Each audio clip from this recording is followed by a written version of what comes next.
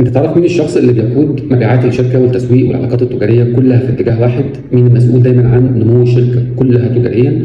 ده يا سيدي دور الكوميرشال دايركتور او رئيس القطاع التجاري. الكوميرشال دايركتور ده هو المسؤول الاول عن وضع وتنفيذ استراتيجيات النمو التجاري للشركه. بيقود اقسام كتير قوي زي المبيعات والتسويق وتطوير الاعمال والعلاقات والشراكات.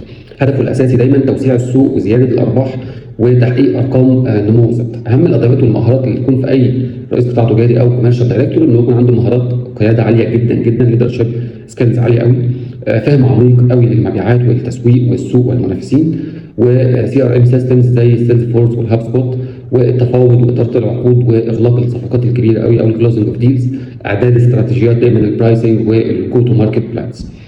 السلم الوظيفي اللي بيمشي فيه لحد ما بيوصل كوميرشال دايركتور هو طبعا بيكون في الاول لازم يكون من خلفيات السيلز والماركتنج سبيشالست، بعد كده يبقى سينيور، بعد كده يبقى تيم ليدر، بعد كده يوصل لمانجر يبقى سيلز مانجر او ماركتنج مانجر، بعد كده بيبقى كوميرشال مانجر، وبعد كده بيوصل كوميرشال دايركتور، وبينتهي بيه الحال بقى للسي سوت او البورد، يعني يبقى شيف كوميرشال اوفيسر او سي او.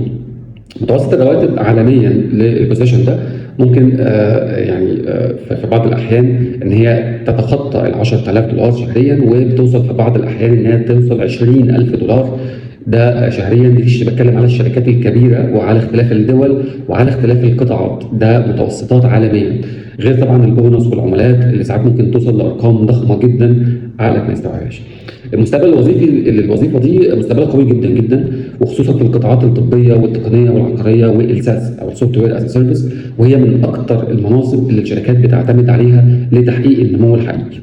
لو انت بقى بتفكر في انك تعمل اصلا شيفت كارير او بتفكر انك تمشي في التراك ده، فانت محتاج انك تبدا تطور خبرتك في المبيعات والتسويق بشكل قوي جدا، تتعلم يعني ايه استراتيجيات للنمو، وازاي تدير فريق او تدير فرق كتير وتحلل الارقام تستفيد منها ايه وتاخد قرارات ازاي، تشتغل على مشاريع فيها توسع تجاري وشراكات تجاريه كبيره، تبني سمعه قويه قوي كقائد بيعرف يحقق تارجتس حقيقيه وتارجتس قويه. لو نفسك تكون فعلا قائد حقيقي وتشرف على مبيعات وتسويق وتوسعات الشركه وتحقق نجاح كبير، اعتقد منصب الكوميرشال دايركتور في كاريرك هيكون هدفك الكبير قوي. استنوني ان شاء الله في الحلقات الجايه مكملين في بتشتغل ايه. التوفيق لكم دايما، وربنا يرزقنا ويرزقكم، واشوفكم دايما على خير. السلام عليكم.